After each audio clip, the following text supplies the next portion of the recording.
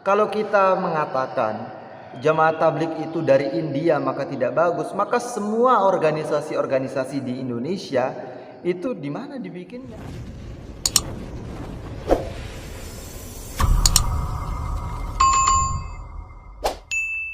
Assalamualaikum warahmatullahi wabarakatuh. Bismillahirrahmanirrahim. Alhamdulillahirabbil alamin. Assalatu wassalamu ala asrofil mursalin wa ala alihi wa sahbihi ajmain. Amma ba'da. Alhamdulillah, di kesempatan kali ini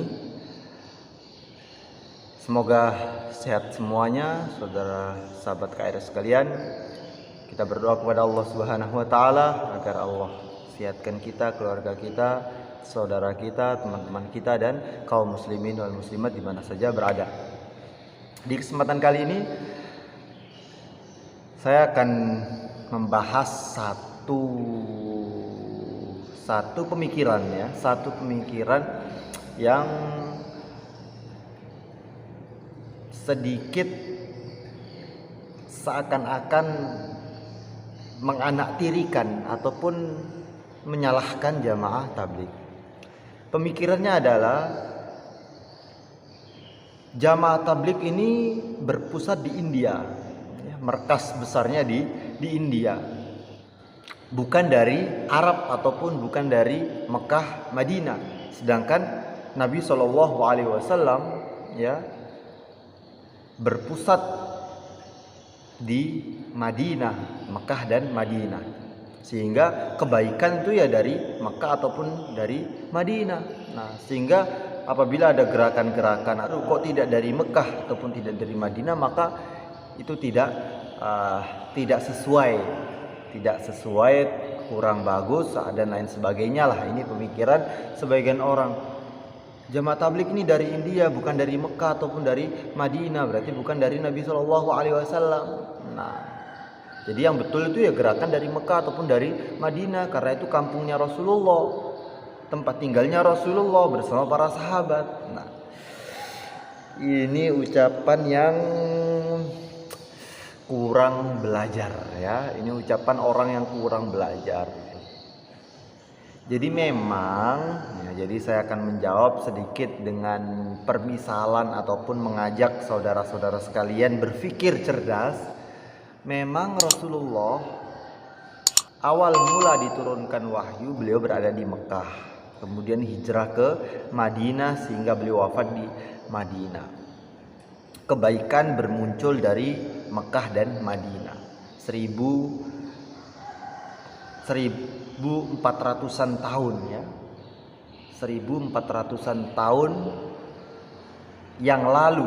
Jadi 1400-an tahun yang lalu, di mana seseorang tidak memiliki sopan santun, akhlak mulia, budi pekerti yang baik, sifat-sifat yang baik tidak ada di zaman itu.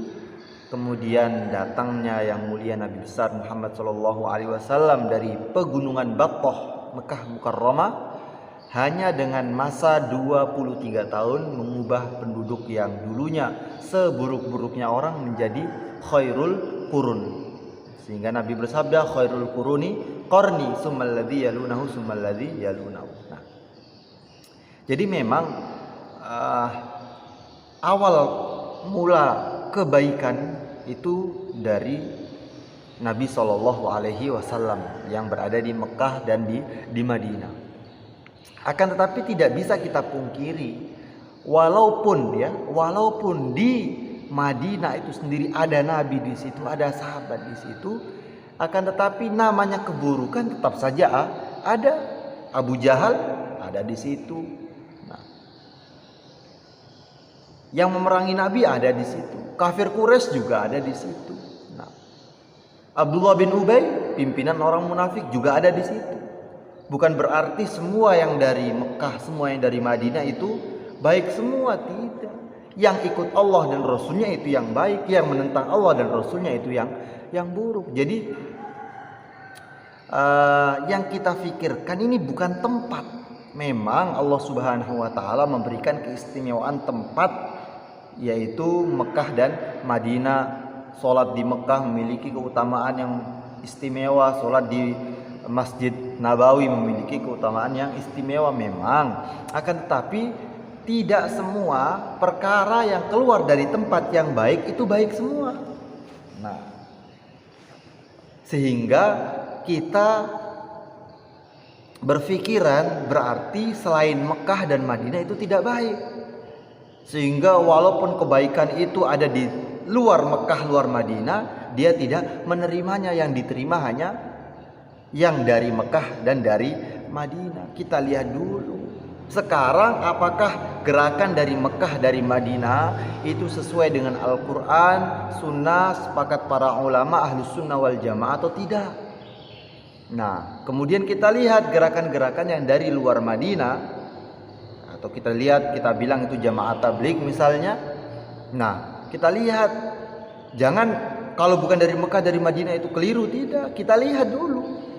Nah, kita lihat gerakan jamaah tabligh ini dari India. Kita ikuti bagaimana programnya misalnya. Nanti saya akan, insya Allah di kesempatan yang lain saya akan mewawancarai teman-teman yang lagi meluangkan waktu untuk iktikaf di masjid selama beberapa hari. Kita ingin bertanya apa saja programnya, ya, apa saja yang dikerjakan di masjid. Nah, sehingga teman-teman yang dari luar jamaah tabligh bisa tahu, oh ini loh program jamaah tabligh. Jadi tidak hanya ngajak aja, ada juga amal-amalan yang lain, ada juga ta'lim wa ta'alumnya, ada juga ngajinya, belajar agamanya juga ada nanti di kesempatan yang lain. Nah, kembali ke pembahasan awal, kita lihat program ini ataupun metode dakwah yang dibawa oleh jamaah tabligh ini bagaimana? Apakah sesuai dengan Al-Quran, sesuai dengan hadis, ya? Kemudian manfaatnya ke umat bagaimana?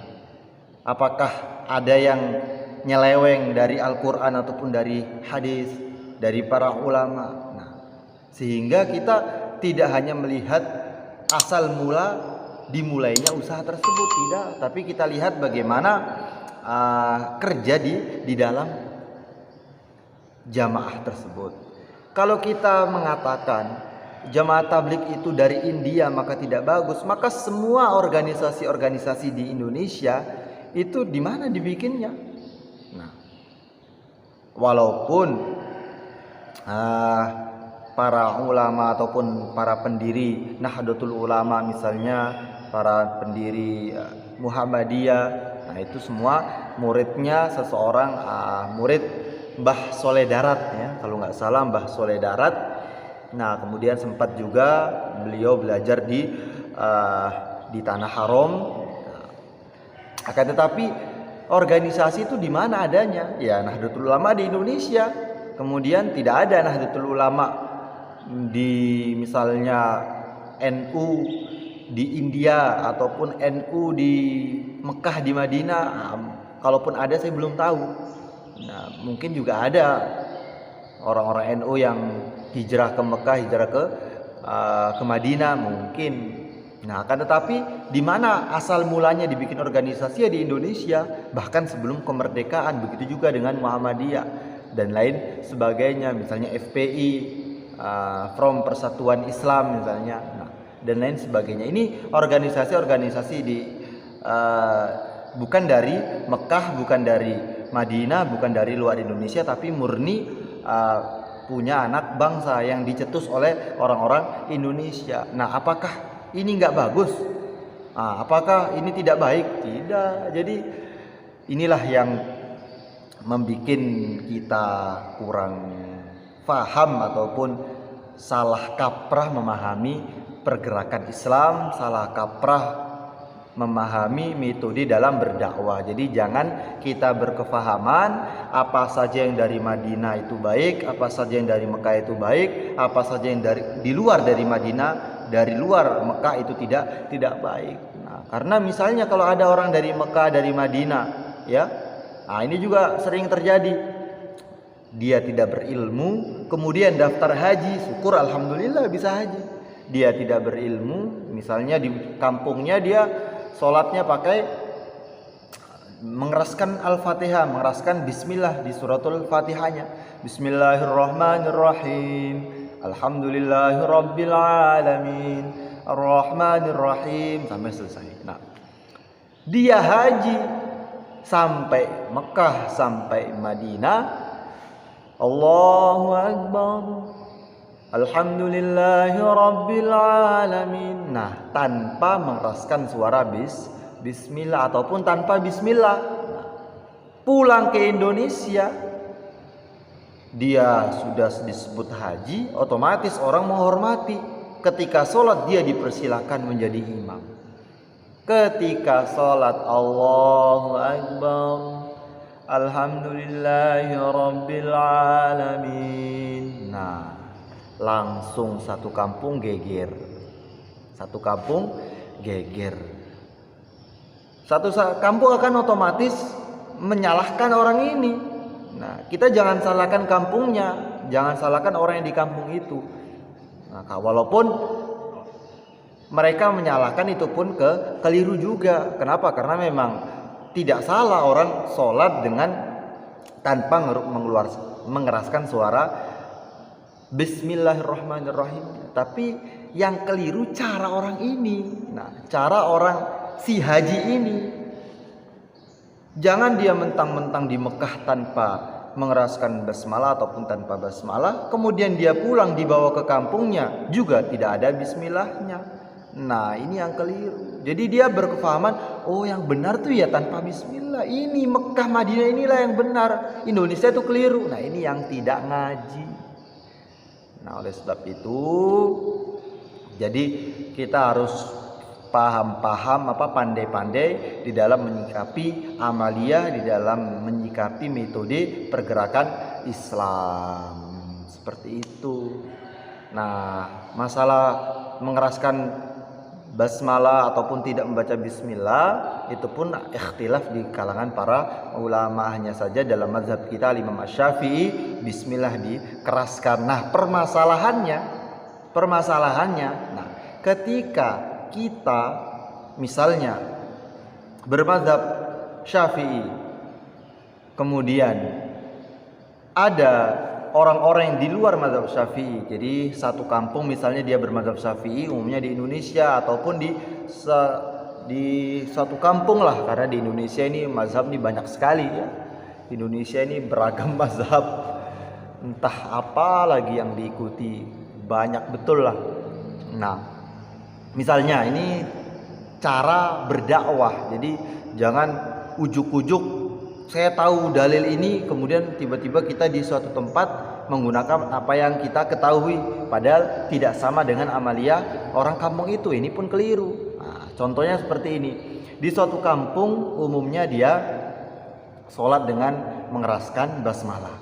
Ya, kita walaupun kita belajar di luar negeri ya, pulang ke kampung jangan kita bawa ilmu yang bertentangan dengan amalia orang kampung itu.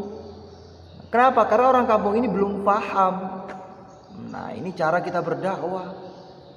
Jadi jangan nyalakan orang kampungnya, tapi salahkan siapa yang berdakwah. Kok tiba-tiba kamu sholat di tempat orang yang mengeraskan bismillah tanpa dikeraskan bismillahnya.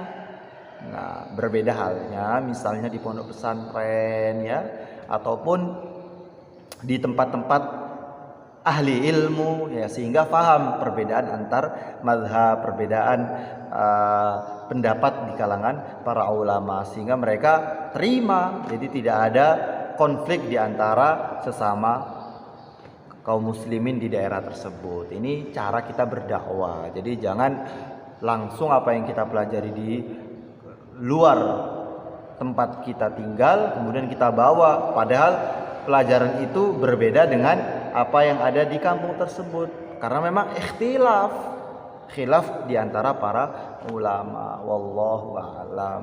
Imam Syafi'i saja ketika beliau sholat di tempatnya Imam Abu Hanifah, beliau tidak kunut. Nah, Imam Syafi'i ini pencetus kunut lah, ya, kita ibaratkan seperti itu. Tapi sholat di tempat Imam Abu Hanifah beliau tidak kunut.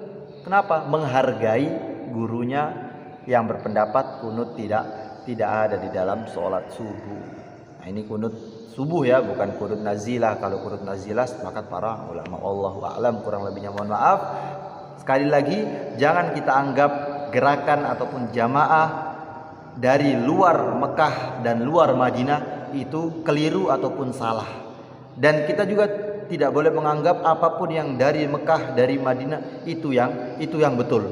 Nah, tapi kita lihat bagaimana sesuai dengan Al-Quran, sesuai dengan hadis, sesuai dengan ittifaq ijma' para ulama, ijma' para sahabat. Nah, apa tidak? Nah, kalau sesuai maka kita ambil, kalau tidak ya kita tinggalkan. Wallahu a'lam. Kurang lebihnya mohon maaf. Assalamualaikum warahmatullahi wabarakatuh.